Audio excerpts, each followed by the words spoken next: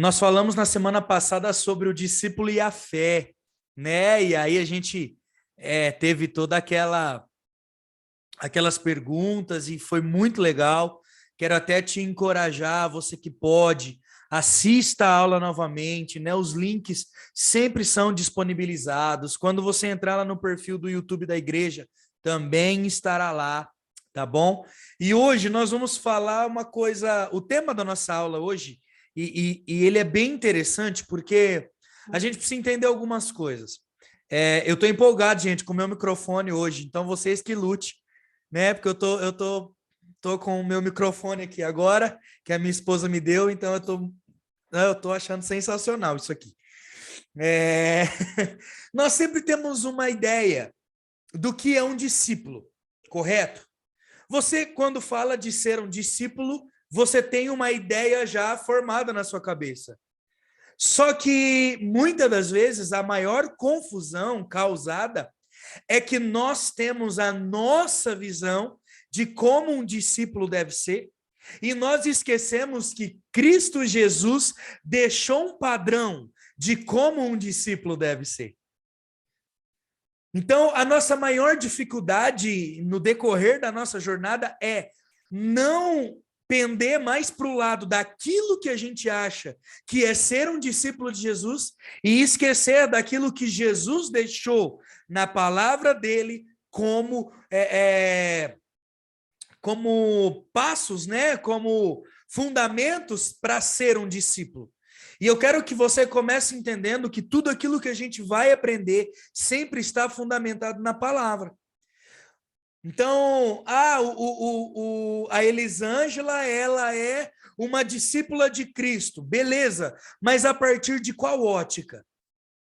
A partir de qual visão eu me torno um discípulo de Cristo? A Larissa, ela quer se tornar uma discípula de Cristo, mas a partir de qual ótica? Ah, não, eu sei que um discípulo de Cristo é isso, isso, isso. E talvez não está errado, mas talvez não é aquela questão, né? Às vezes é uma parte da revelação. Talvez não é toda a revelação, o fundamento, melhor dizendo, que Cristo deixou para nós como seus discípulos. Tudo bem? Então, para a gente começar entendendo, nós precisamos entender que ser discípulos de Cristo não é segundo os meus padrões. Ser discípulo de Cristo é segundo os padrões daquilo que Cristo deixou para nós. Tudo bem até aí, gente? Então, o tema da nossa aula é definições de um discípulo segundo Jesus. Definições de um discípulo segundo Jesus. Nossa, me deu uma vontade de comer sopa. Alguém comeu sopa nesse frio, gente? Embora a sopa não seja janta, sopa não é janta. Lá, mete arroz e a Maurinha disse que comeu. Vamos lá, definições de um discípulo segundo Jesus. Gente, e só reforçando, nós sempre ouvimos, né, algumas definições do que é ser um discípulo de Jesus. Por exemplo, vamos lá, vamos deixar essa aula mais interativa. O que você já ouviu sobre ser discípulo de Jesus? Fala uma definição aí que você ouviu sobre ser discípulo de Jesus. Olha, para ser discípulo de Jesus tem que ser tal coisa. Quem pode falar uma característica aí para gente? Acho que é a mais simples e mais comum, ser um seguidor daquilo que Cristo está nos ensinando. Legal. É uma coisa que a gente já ouviu. Quem mais ouviu alguma coisa aí sobre ser discípulo de Jesus?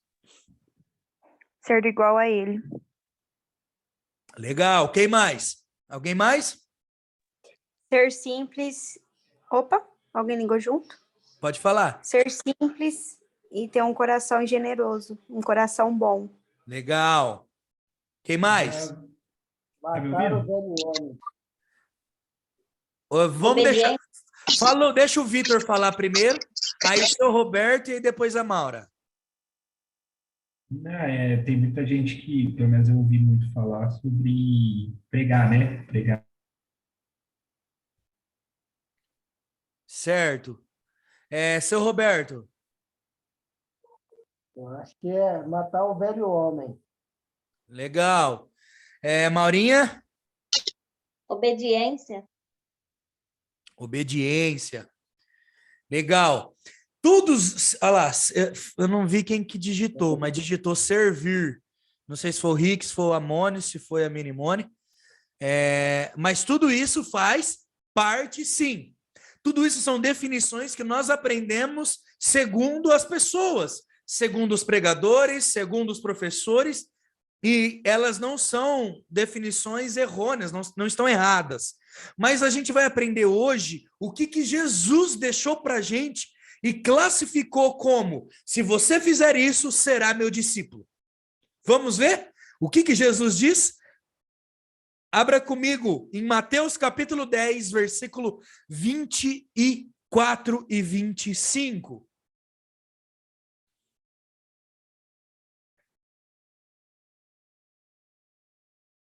Mateus capítulo 10, versículo 24 e 25. Quem abriu já pode ler para nós, vamos lá. Pode ler? Sim. O discípulo não está acima de seu mestre, nem o escravo acima de seu senhor. Para o discípulo é suficiente ser como seu mestre e o escravo como seu senhor. Uma vez que o dono da casa foi chamado de Beelzebu, os membros da família serão chamados de nomes ainda piores. Até o 25, o senhor leu? 24 e o 25, é isso? É isso mesmo. Olha o que o 24 diz. Alguém tem uma outra versão? Pode ler só o 24.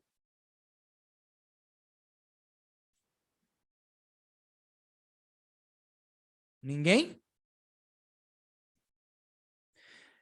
Eu vou ler então.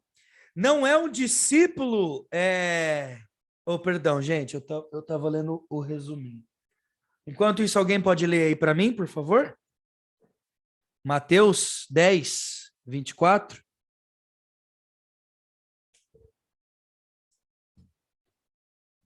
Precisa brigar não, gente, é um só, tá? O discípulo não está acima do seu mestre, nem o servo acima do seu senhor. Basta o discípulo ser como o seu mestre, e o servo como o seu senhor. Se o dono da casa foi chamado de Beelzebu, quanto mais os membros da sua família. Isso aí. Olha, gente, lembrando, são palavras de Cristo. Cristo está falando, a primeira coisa que nós aprendemos, basta o discípulo querer ser como o seu mestre. Então, a primeira coisa que nós aprendemos da ótica de Jesus sobre como deve ser um discípulo é: um discípulo faz o que o mestre faz. Sabe o que tem causado muita discórdia e muita confusão no meio do povo, inclusive do povo de Deus e aqueles que ouvem? É que tem um monte de gente querendo fazer e ensinar aquilo que Jesus não fez e aquilo que Jesus não ensinou. Traduzindo, a gente quer ser profundo naquilo que a Bíblia é rasa, e a gente quer ser raso naquilo que a Bíblia é extremamente profunda. Então, um discípulo faz aquilo que o mestre faz. Eu amo esse verso porque ele fala assim que o discípulo, ele nunca será maior que o seu mestre. E você sabe essa parte tão legal, porque, gente, presta atenção aqui comigo. Cristo, ele é um ser glorioso, certo? Cristo é Deus encarnado na terra, certo? Só que olha o que Jesus sempre disse quando estava na terra como homem, como um corpo corruptível. Eu não sou bom, bom é o meu mestre, bom é o meu pai, bom é aquele que está acima de mim. E ele era Cristo.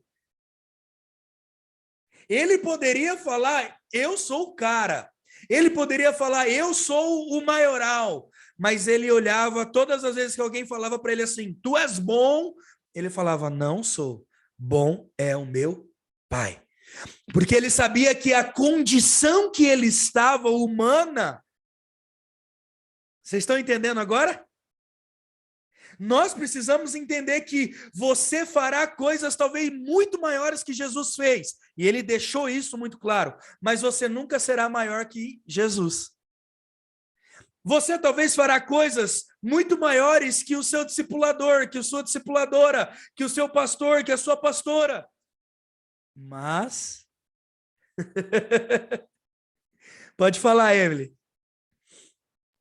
Ô, Rafa, trazendo para a nossa realidade, só para mim entender, tem mestre, né, que é Jesus, Deus, e a gente tem o nosso discipulador, que tem a missão de transmitir para a gente o certo e o errado de acordo com as escrituras de Cristo. Então, trazendo para a nossa realidade, o mestre seria o nosso discipulador.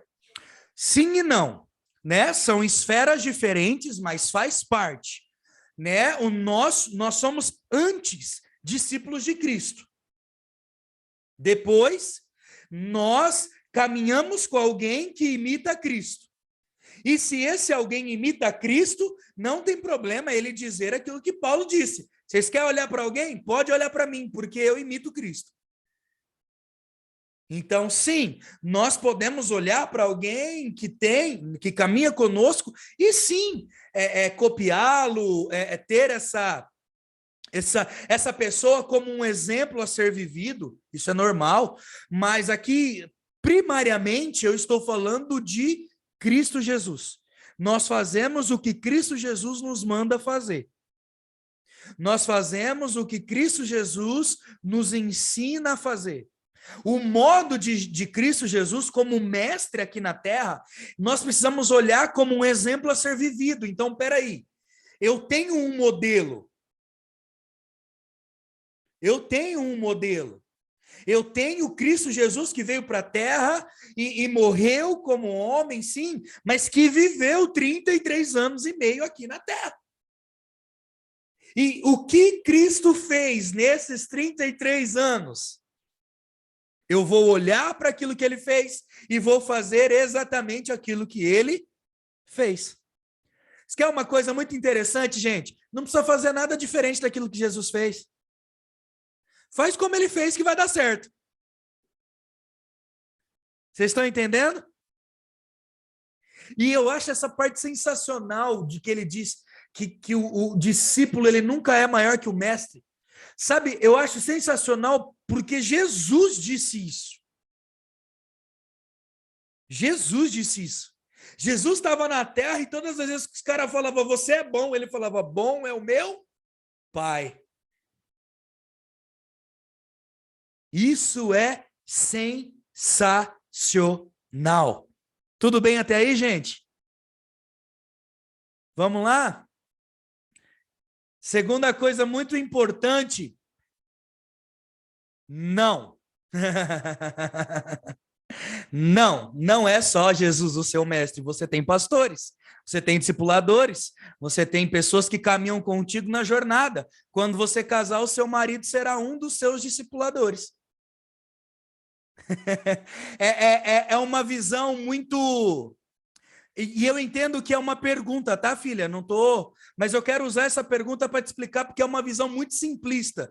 E eu vou explicar o porquê é simplista e orgulhosa. Porque aí é muito fácil falar, eu não quero me submeter a ninguém, só a Jesus, que é o meu único mestre. E aí, quando eu falo que Jesus é meu único mestre, então não me submeto a ninguém, eu não escuto ninguém, eu não copio ninguém, eu não faço igual ninguém fez. Por quê? Porque, afinal, Jesus é meu único mestre, é aquele único pessoa responsável por ensinar. E não é. Cristo hoje não é o responsável por te ensinar. Ele é o responsável por te salvar, por te reconectar, por te reconciliar. Quem te ensina são os filhos de Deus que estão na terra, maduros e aptos para te ensinar.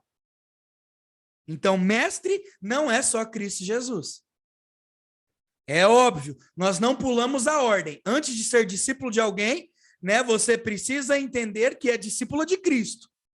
E sim, Cristo é a maior autoridade na sua vida. Porém, todavia, entretanto, ele usa pessoas na terra para te ensinar, para te direcionar, para te capacitar, para te enviar. Porque é muito fácil falar assim, Cristo é minha único mestre, minha única referência. Tá, beleza, e aí, como é que faz? Cristo hoje só te envia através de uma igreja. Uma igreja só te reconhece através de liderança. Liderança só te reconhece através de voluntariado. Então não tem como desconectar e falar, Cristo é meu único mestre, sendo que nós hoje somos as pessoas, os embaixadores, as pessoas que representam Cristo na Terra. Então não tem como desvincular Cristo e as pessoas. Pode falar, Moni, Rick ou Mari. Rafa, dentro disso que você está explicando, só para ficar mais claro, porque às vezes, igual você falou, às vezes tem interpretações, né, da Bíblia, assim, que as pessoas se confundem. E o que mais é usado, né, inclusive é uma dúvida minha, é aquele versículo que Jesus fala que não é para chamar ninguém de pai nem de mestre. Eu queria que você me explicasse. Legal. Vamos lá. Vamos entender, não dá para dar aula do contexto histórico, mas vamos entender o contexto histórico. Então, Paulo errou. Porque Paulo, em todas as cartas que ele escreve aos filhos amados. É o primeiro ponto de discussão. Paulo se refere a Tito, Timóteo, Onésimo, Filemon, a igreja de Corinto, como filhos. Né? Paulo relata. Então, Paulo, o maior homem, talvez, do Novo Testamento, errou, então. Não, não é que ele errou. São contextos completamente distintos. Por que que Cristo não diz, naquele momento, a ninguém chameis de pai e a ninguém chameis de mestre? Porque você vai ver em outros textos, quando as pessoas querendo elevar o Cristo, ele sempre olha e fala assim, a minha hora não é chegada. A minha hora não é chegada. A minha hora não é chegada. Então nós precisamos entender que as pessoas ainda não podiam chamar Cristo assim, talvez, e ele coloca isso muito claramente, porque a hora dele não era chegado. E ele estava ainda aquilo que eu falei, ele estava na terra como homem, a hora dele de ser glorificado ainda não tinha chegado. Por quê? Porque se a nomenclatura pai fosse um problema, Abraão não poderia ter chamado de pai das nações. O povo judeu chamava... A dúvida não é nem a questão do pai, é porque você tinha falado, justamente estava explicando sobre o mestre, né? Isso. Então, aí, é por isso que eu perguntei, porque até no versículo ele fala, né, que é só Cristo, que é o mestre, isso. né, e Deus que está no céu, que é o pai. Era só para poder esclarecer, porque às vezes usa o contexto da forma errada, então... Além de usar o contexto do pai, também usa o do mestre. Por quê? Porque o tempo que Cristo esteve na terra, ele foi um mestre. Tanto é que quando Pedro, em Lucas capítulo 5, quando eles estão no barco, Pedro fala assim, Senhor, nós já jogamos a rede a noite toda. Aquele Senhor é com letra maiúscula que significa Rabi, que significa mestre. Agora, quando o milagre acontece dentro do mesmo texto de Lucas 5, Pedro fala, meu Senhor, e aqui agora já é com letra maiúscula. Então, Cristo foi um mestre, só que aí onde é outro porém, e foi muito bem colocada a tua pergunta, Mônica. Cristo subiu. Quem que desce? Espírito Santo. E agora, a função de exercer mestrado, exercer profético, exercer apostólico, exercer evangelista, você está entendendo? Exercer paternidade foi delegada a nós. Entende? Lógico, nós nunca seremos e nunca devemos ser colocados no lugar de pai. E você nunca vai me ver e ver a pastora Ágata, ou ver o Ian, ou ver o Rick, falando assim, nos chame de mestre. Não. Porém, o ofício hoje existe. Né? O ofício hoje existe. Tá? Mas foi muito boa a tua pergunta. Por quê? Porque, gente, é muito fácil associar isso só a Cristo Jesus. É um orgulho disfarçado. Eu não quero me submeter a ninguém, então Cristo é meu único mestre. É muito fácil fazer isso. Não, eu não preciso me submeter a ninguém, não quero prestar conta da minha vida para ninguém, não quero caminhar com ninguém, Jesus é meu único mestre. E olha, cara, isso é sensacional, foi essa pergunta. Foi sensacional. Porque linkou a pergunta da Lari com a tua pergunta para esclarecer, porque é realmente uma confusão. E, gente, nós precisamos entender o seguinte, nós estamos falando de âmbito espiritual. Uma pessoa, você está entendendo? É âmbito espiritual, é no âmbito de coletividade da igreja, no âmbito individual, teu e meu como discípulo. Então, eu me torno, sim, discípulo de Cristo. Ele é minha única referência, ele é minha maior referência, ele é meu maior espelho, mas não é minha única referência, nem meu único espelho. Ele é o maior, mas não o único.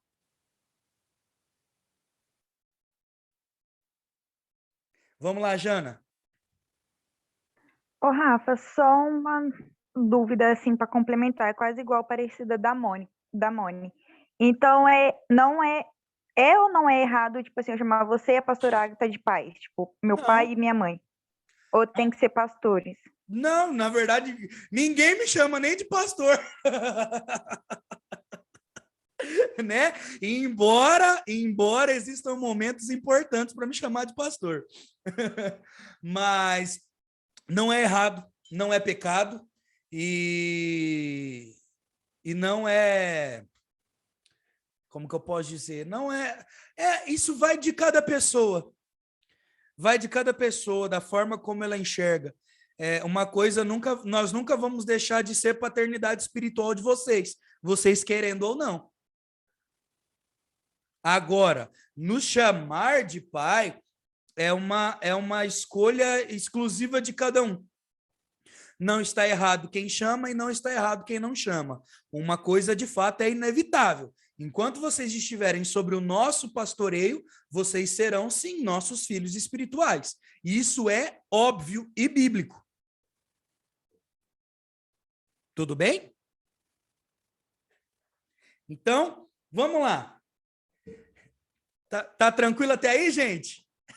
Eu nem fui fundo ainda para não causar tanta reveria na cabeça, mas foram muito boas as perguntas, muito boas mesmo. Uma hora a gente podia fazer até uma roda, Omone, para pegar o contexto desse versículo que você citou, do a ninguém chameis de pai, para explicar o que estava acontecendo nesse contexto, o porquê. Foi de forma um pouco simbólica, né? Mas eu creio que tenha dado para entender. Mas uma hora seria uma boa roda de conversa e de debate esse texto. Pode falar, seu Roberto.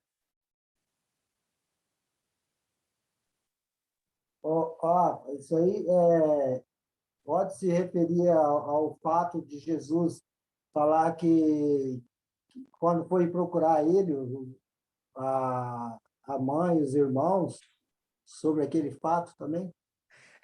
Não tem uma... Porque senão ia considerar que ele também não tinha mãe, não tinha pai, mas no fato ali, na ocasião... Exato. Esse ensino, essa parte é muito legal da palavra. Mas, embora não tenha correlação com o termo pai, correlação direta, né? Com o termo pai e mestre, isso lá na frente pode se fundir, sim, com o lance de todo mundo ser da mesma família e tudo mais. Isso é bem legal. Mas você quer ver onde a gente desmistifica esse lance do pai, do mestre, do fazer o que o mestre faz?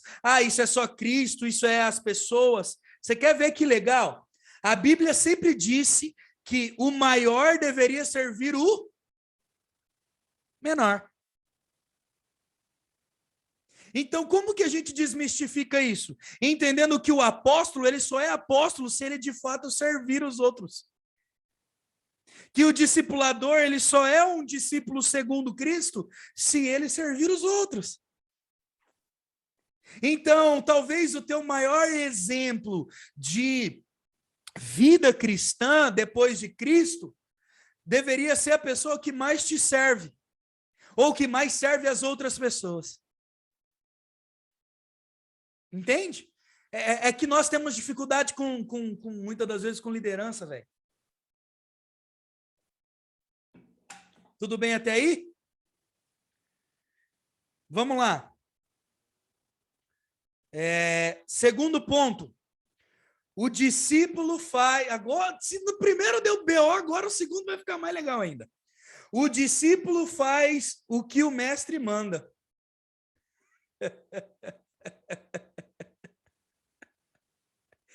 Oh, coisa boa! Ô, Mônica, depois pega para mim o versículo, porque eu não lembro em qual dos evangelhos está escrito.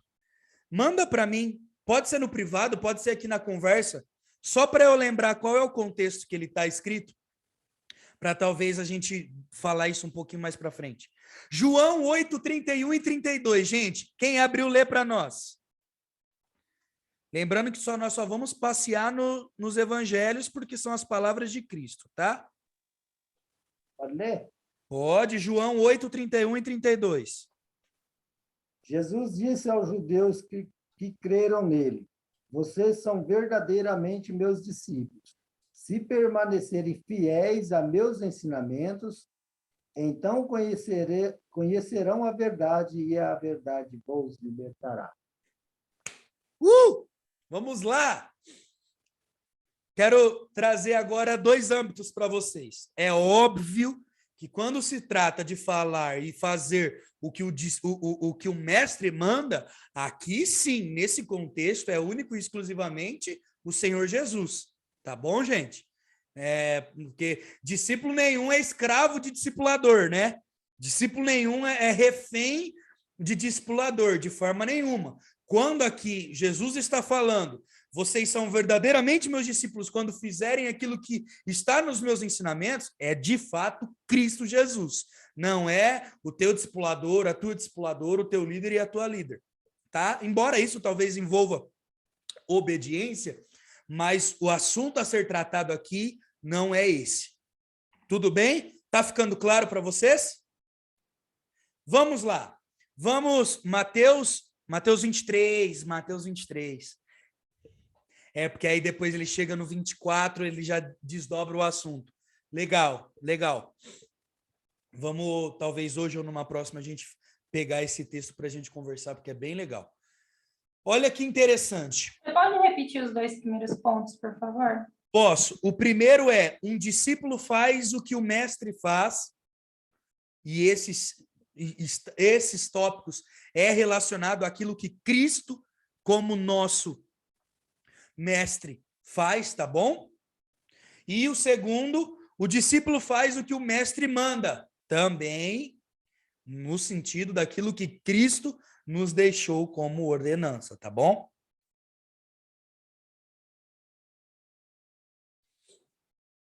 Só que agora eu quero mostrar os 2 lados. Como muitas das vezes eu descubro o que tem que ser feito?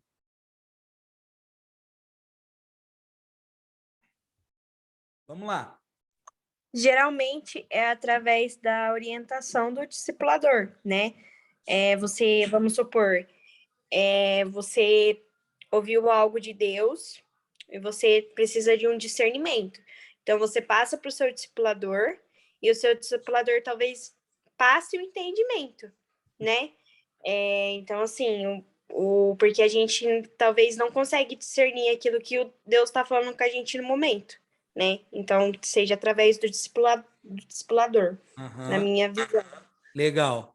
A Lari colocou lendo a Bíblia diariamente. Lari, você conseguiu ter a clareza a tua vida inteira de tudo que a Bíblia diz para ser feito? Então, não é só lendo a Bíblia. Eu não sei como fazer, muitas das vezes, sem a orientação. Então, eu leio a Bíblia, com certeza é o primeiro ponto. Eu leio a minha Bíblia. Até porque ninguém vai poder ler por você, meus amigos. Leia a sua Bíblia. Porque a sua Bíblia você descobre o que tem que ser feito. Porém, no discipulado, você descobre como pode ser feito.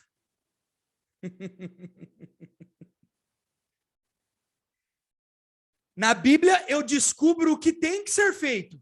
No discipulado, eu descubro como pode ser feito.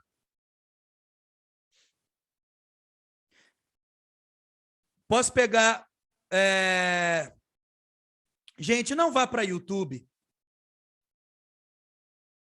Eu até queria aproveitar isso. Foi muito bom falar, Lari. Não vá para o YouTube. Mas eu aprendi tanta coisa no YouTube, Rafa. E eu tô tendo que desconstruir já faz 1 ano e meio. Tudo aquilo que você aprendeu no YouTube.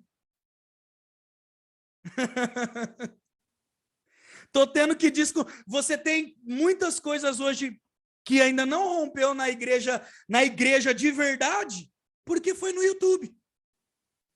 Gente, o YouTube é uma ferramenta de quê? De expansão daquilo que eu já sei. Daquilo que eu já aprendi. Eu não vou no YouTube para aprender. Até porque se eu for no YouTube para aprender, eu vou aprender talvez tudo distorcido daquilo que a minha igreja acredita. Daquilo que a minha igreja fala. É lógico, eu vou saber só o que a minha igreja fala. Não, mas a confusão generalizada que isso desenvolve. Vocês não têm noção de quantas pessoas a gente atende que me liga e fala, eu vou participar do culto online, porque, pastor, essa parte de ir na igreja agora já mudou, o jeito de congregar é diferente. Vocês não têm noção o tanto de pessoas que a gente tem que conversar, que fala, não, pastor, mas esse negócio aí é individual, é esse negócio coletivo. Para que eu vou na igreja? Para ficar me submetendo pessoas? Pastor, é eu e Deus. Eu presto conta. A gente tem que ficar desconstruindo essas coisas por causa de YouTube. Ô, Rafa. Oi.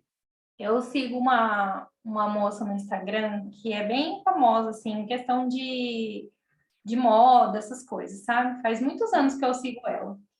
E ela ia na igreja Hillsong, né? Ela é da Austrália, ela ia lá na igreja Hillsong. E, tipo, ela sempre faz postagens, né, falando de Deus e tudo, só que de uns tempos para cá, ela se feriu muito com a igreja. E tudo que ela posta é falando, assim, que não precisa congregar, sabe? Que ela descobriu, que ela faz o devocional dela na casa dela, que tem Deus ali, que não sei o quê. Aí até mostrei pro Ricardo há uns tempos atrás. Falei, amor, olha só, se você não tem o entendimento, exato, o que você aprende? Porque, tipo, ela tem milhões de seguidores, né? E por ela ser cristã e postar sempre coisas assim que edificam, sabe? Tipo, versículo, sim. algum testemunho. E, tipo assim, ela abriu uma caixinha de pergunta uma vez e você precisa ver o tanto de gente falando assim, mas por que eu não preciso ir na igreja? Então, eu não preciso ir. Aí ela respondia, não, você não precisa.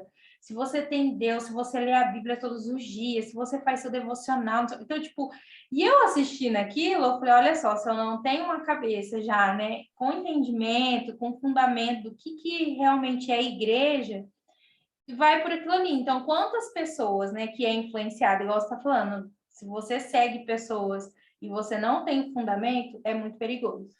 Exatamente. Exato, Lari. Eu sou a igreja. Então, o YouTube é... Gente, por que o YouTube é perigoso? Porque antes da gente entender ou procurar saber sobre tal assunto na nossa comunidade, a primeira coisa que a gente faz é ir para o YouTube, é ir para o Instagram. E aí, a gente nem sabe aquilo que a nossa comunidade acredita, aquilo que os nossos líderes acreditam, aquilo que os nossos pastores, enfim, acreditam, e a gente começa agora a absorver aquilo que o YouTube acredita. E aí, uma hora você vai acreditar numa coisa, outra hora você vai acreditar em outra. Entende? Então, é muito perigoso. Eu não entendi. Então, a gente tem que acreditar apenas no que a nossa comunidade acredita. Se você está inserido nela, você precisa acreditar no que ela acredita. Mas e se eu quiser... não é que talvez exista um certo e errado, mas não é errado eu acreditar simplesmente no que a minha comunidade acredita? Ué? Então por que você está caminhando na comunidade? Mas às vezes podem ter duas opiniões. Opinião de Pelo menos, eu fio de particularmente doutrina, não não. acho errado. Fio de doutrina, não. Fio de doutrina é indiscutível a cada igreja. Agora, opinião, tudo bem. Opinião, cada um tem a sua. Agora, fio de doutrina é inegociável. E realmente, eu como pastor sempre vou dizer, o YouTube, para quem não tem base e estrutura bíblica, é destrutivo. É destrutivo. Quantas pessoas começaram a acreditar que não precisa se submeter a ninguém, a ter uma igreja, porque o YouTube ensina isso. O próprio Anderson Silva ensina erroneamente isso, que a tua igreja é a tua família. Não é. Só a sua família. Talvez em algum momento de perseguição, será só a sua família. Mas hoje não é só a sua família. Então, o problema, Lari, é que as pessoas não têm fundamento bíblico nenhum sobre salvação, sobre discipulado, sobre paternidade, sobre Cristo, sobre comunidade e vão para o YouTube. Mas por que é mais fácil ouvir o YouTube do que o pastor? Porque o cara que está pregando no YouTube não sabe dos meus BO. O cara do YouTube não me confronta. O cara do YouTube...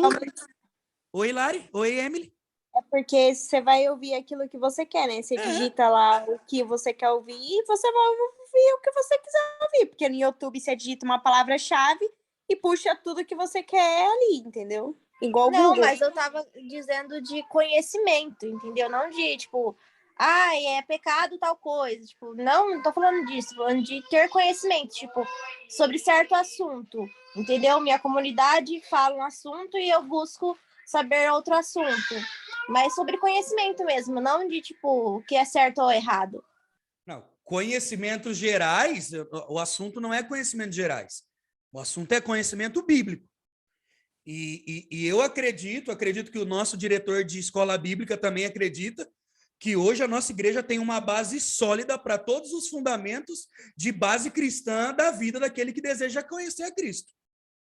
Com toda certeza, mas também outros também têm. É isso que eu tô querendo dizer, entendeu? Não é, mano. Ô, Lari, você não tá conseguindo se expressar aquilo que você quer dizer, mano. Então, ó, aqui o que a gente tá querendo falar é o seguinte. Fio de doutrina, ensinamento... Quer ver um exemplo interessante para ficar claro de como isso caminha dentro da nossa igreja? Nós não obrigamos ninguém a ser discipulado. Porém, para alguém assumir algum tipo de liderança na igreja, essa pessoa precisa ser discipulada. Isso é um fundamento que nós temos na igreja. Entendeu, gente? Então, pesquisar, avançar, querer conhecer, isso nunca vai mudar nada. Mas aquilo que nós temos como doutrina, isso não muda. Entendeu? Isso não muda. Então, é bem isso. A gente faz o que Cristo nos manda fazer. O segundo ponto, né? O discípulo faz aquilo que o mestre manda. E para deixar claro isso, quem manda em nós é Cristo Jesus. Não é o nosso pastor, não é o nosso discipulador. E é bom gravar aula, porque aí depois ninguém vai poder falar que o pastor quer ser dono da vida de ninguém. Gente, eu não tenho nem tempo para isso. Pelo amor de Deus de Jesus Cristo. Deixa eu quieto. Minha esposa já dá trabalho demais. Imagina eu cuidar de... Tô brincando, amor. O pastor não é dono da vida de ninguém. O discipulador não é dono da vida de ninguém. Eu vou ter que... Embora, Hebreus é muito claro quando o autor, e eu não vou dizer que é Paulo, né? O autor diz que realmente somos nós que prestamos conta pela vida de vocês. Eu presto conta por aquilo que ensino a vocês. Eu presto conta pela forma que vocês estão caminhando. Vocês sabiam disso? Tanto é que o autor de Hebreus, ele fala assim, e vocês sejam submissos aos vossos líderes, para que quando ele for orar por vocês, ele ore com prazer e não com pesar, porque são eles quem velam pela vossa alma. Isso é muito louco, né? Por isso que quando alguém em algum momento sai da nossa igreja, a primeira pergunta que eu faço antes dessa pessoa sair é: existe alguma coisa que nós podemos fazer para melhorar? Porque talvez nós erramos. E eu sou responsável como pastor por conduzir vocês para um ambiente saudável. Pode falar, Emily. Ô, Rafa, então assim, só para mim entender, porque eu tô meio bugada. O pastor, ele não manda na gente, ele auxilia, Isso. certo? Certo. Tá, obrigada. Exatamente. O pastor auxilia, o discipulador clareia. E, muitas das vezes, óbvio, claro, aponta o caminho. Mas isso necessariamente não quer dizer que o discípulo é obrigado a fazer isso. O discípulo não é obrigado. Gente, o discípulo não é obrigado a fazer nada, nem a ser discípulo. Ele é voluntário. Vocês estão entendendo? É voluntário. O ato de se tornar discípulo de Cristo é voluntário. O ato de caminhar com alguém é voluntário. Tanto é que quando eu fiz o convite para os meninos, foi o quê? Foi um convite. Ô Ian, você quer caminhar? Eu tenho orado pela tua vida, tal. Cara, você quer caminhar? Ele não queria, não.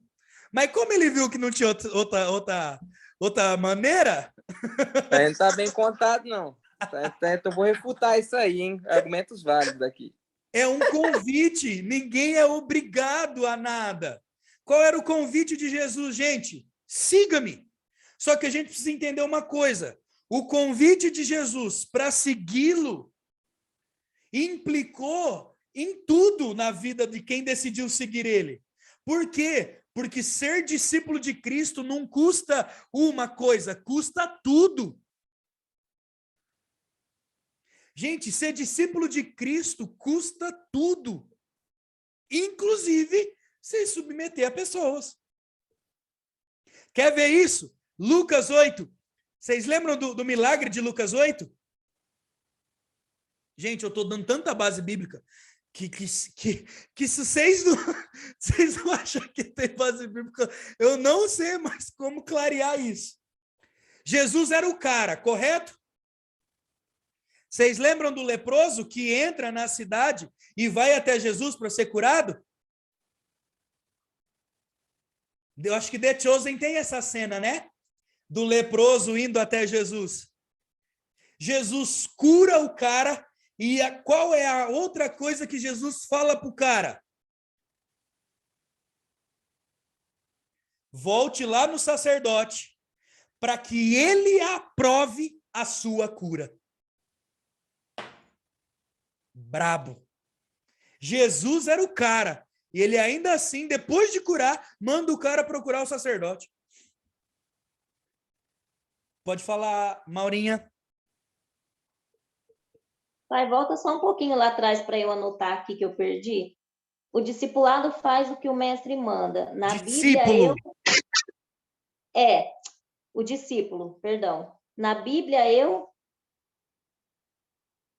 Você falou na Bíblia, eu, e depois teve outra parte que eu perdi isso aí.